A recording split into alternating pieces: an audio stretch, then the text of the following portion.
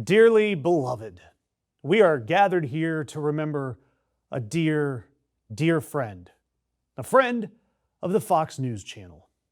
And we bid a fond farewell and following seas to adults 25 to 54, otherwise known as the demo to those who loved it. Advertisers worshipped the demo. The demo bought trucks. The demo bought gold coins and reverse mortgages and pillows. My God, did the demo love pillows. And the demo used to buy pure, unrefined, unpasteurized, straight from the source, farm to table bullshit. For 30 years, the demo showed up every single night at 8 p.m. sharp like a golden retriever with a TV clicker. And then sometime over the last 12 months, nearly half of the demo left. No Dear John letter, no forwarding address. Nielsen, they checked under the couch cushions. Nothing. Fox News, the most watched name in cable, just lost 43% of its key demographic in 1 year. That's the June number. That's down 43% from last June. From the quarter, the demo's down 24%. And sure, Fox News is still number one in total cable viewers, but the line from the ratings report that should be tattooed on Rupert Murdoch's forehead, Fox News was the only network to decline year over year. The only one. Everybody Trump calls fake news grew year over year. MS Now up 18%. CNN 32% in total primetime viewers. So this enemy of the people is having a growth quarter, and the state-friendly media is wondering where the hell their audience went. And Newsmax, sweet, sweet, unhinged Newsmax, down 33% in the demo. Their number one show in all of primetime, Rob Schmidt Tonight, pulls 327,000 total viewers. I know YouTubers that do better than that sometimes, and we don't even have massive cable providers that put us in each and every one of your homes on a mandatory basis. Look, I have told you all along that corporate media sucks. But you know what sucks worse than corporate media? Right-wing nutjob corporate media.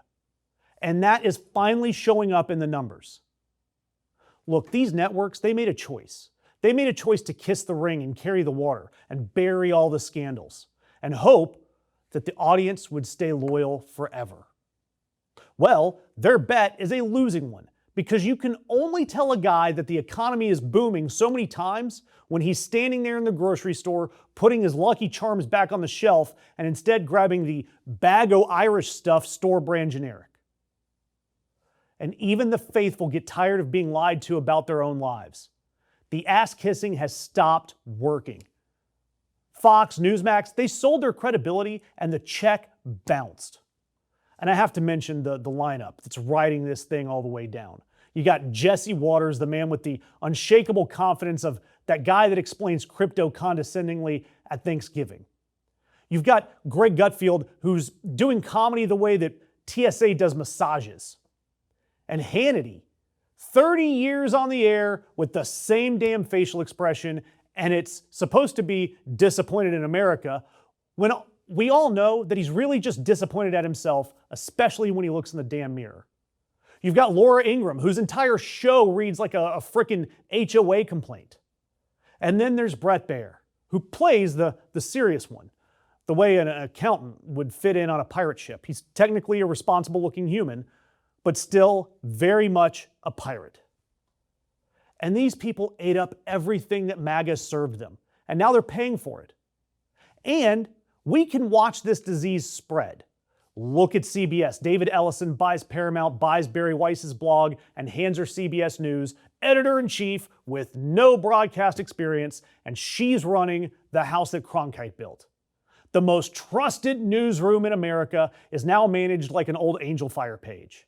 She guts 60 Minutes, fires the legendary producers, fires the correspondents like Cecilia Vega and Sharon Alfonsi.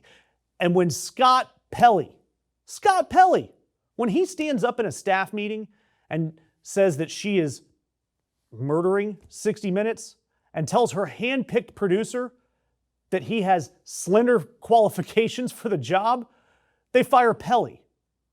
The next day, for cause. The cause was standing up for journalism. Thankfully, Pelley didn't go quietly. He went scorched earth, saying that the new management instructed him to inject falsehoods and bias into a politically sensitive story, and that politicians were being invited to choose their own interviewers. At 60 Minutes, they were the gold standard. And then, this is so cute. Weiss has reportedly asked the 60 Minutes staff, "Why do you think the country thinks you're biased?" I wonder. And Pelley, who is a man with more Emmys than Bari Weiss has broadcast hours, asks, "Do you have a poll? Is there market research?" Of course, she doesn't. And a question for you guys, and I genuinely want to know, where do you actually get your news? Not editorial content. Where do you get your news now? Let me know. How do you find out what's going on? And I have to ask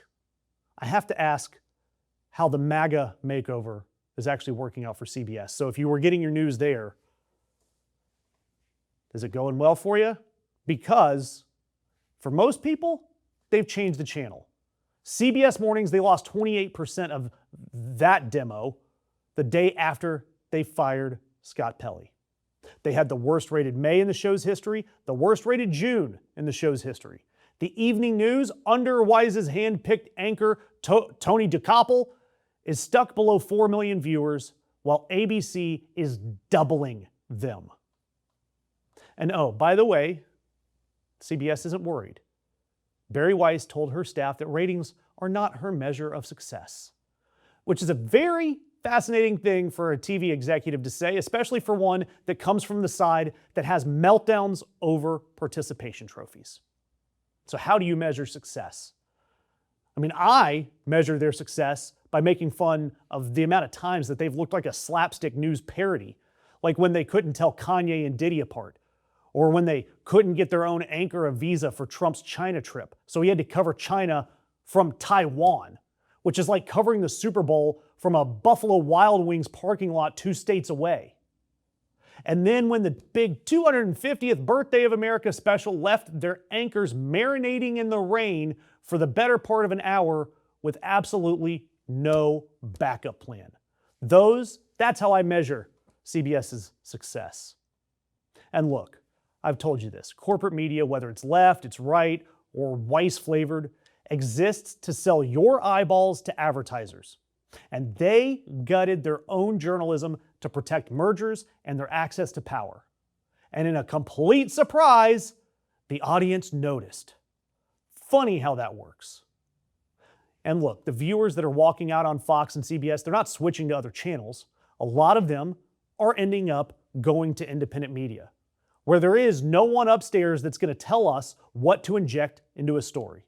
And that's why I'm asking you to hit that subscribe button, because I promise you, the Fox lost half its demo segment is not going to air on Fox.